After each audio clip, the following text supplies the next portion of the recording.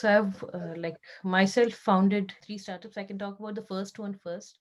So it was a crowdfunding website for South Asia, and that was back in 2012 when crowdfunding was a new word, and the Jobs Act in the US hadn't come out yet. And I was studying at Stanford at that point of time, and I was really excited about like new technologies that I could work on.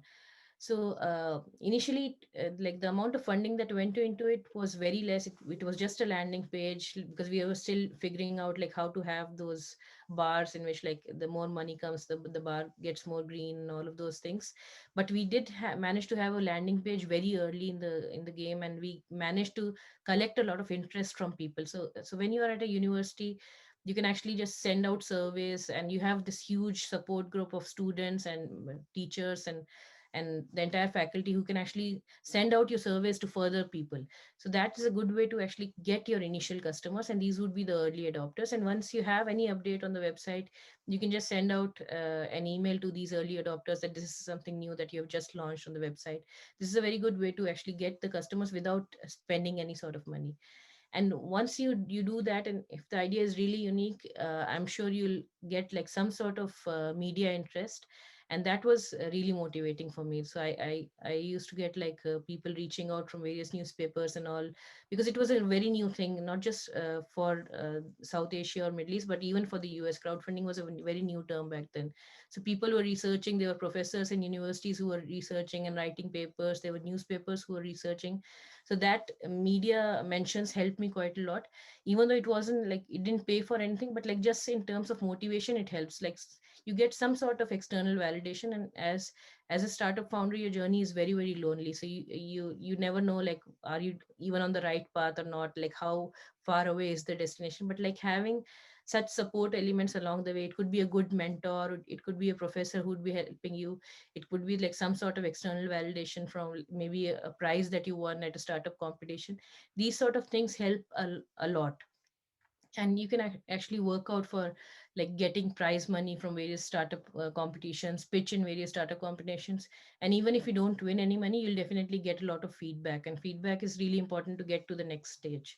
So that was like the main progress I made with the crowdfunding website. And the landing page is still live. I still receive a lot of deal flow from that website, and it helped me quite a lot to like further my network as well.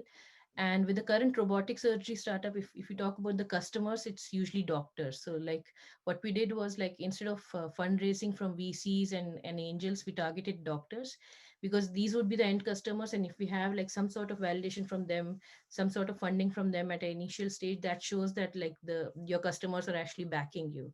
So that's the model that we focused on Duluth Medical, and we got some very good doctors who are funding the entire project. And that helped me quite a lot, because like whenever you go and you say like, oh, where did you raise your funds from, instead of saying friends and family, if you say like your customers have actually given funding to you, that shows quite a lot. So if you have like industry experts who are really the thought leaders in this domain, if you have those people like fund some sort of like give out even maybe some token money, that helps quite a lot in the long run. I think that was mainly it. And in terms of like hardware startups and like deep tech startups, there's a lot of IP that's generated. So like we filed a lot of patents. I'm one of the inventors of these patents.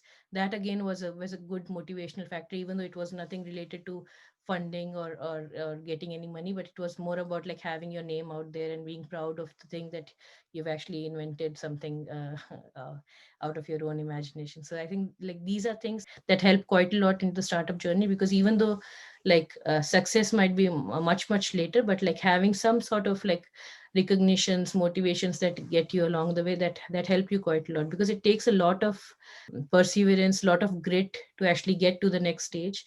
And it's I've seen a lot of startup founders, it's only founders who are really passionate about solving a particular need, who are really married to the idea. Those are the ones that stay in the game for a long period of time, and they're able to sustain like any hardship that happens. But if you're not really passionate about it, it's just like a side project that you're working on, then oftentimes people lose their hope. And because startup journey is really difficult, So I think I would just suggest, like, if anybody is really passionate about solving a problem that they personally saw, or they're really wanting to solve, I think that's a good way to have that motivation constantly.